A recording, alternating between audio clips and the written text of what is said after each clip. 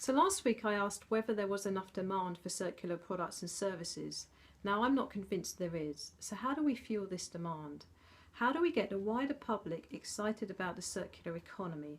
Because it just means nothing to them.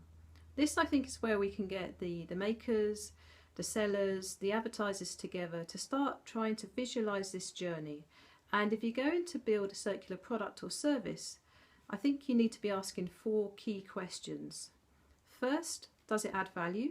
Second, is it desirable? Third, is it accessible? And fourth, what justifies that premium? Now, adding value can be around a number of things like enhanced performance, speed of service, different levels of service, customer recognition and reward, but ultimately you need to be building in a wonderful user experience. Desirability, well, that's really around, is there a market need yet for this, or might there be in the future?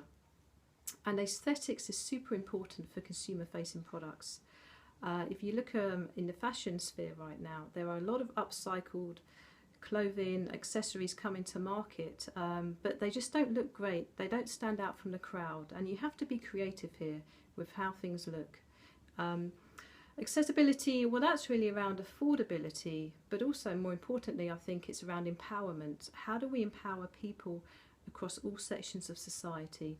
And that's around making things simple, intuitive, easy to use, making people's lives easier. Now, if you have the answers to those 3 questions, I think you've got the 4th one pretty much nailed, justifying that premium. Circular products and services are bound to be a bit more costly to begin with, but if you can add value, if you can make them desirable and accessible, I think people are willing to pay a little bit more at the end of the day.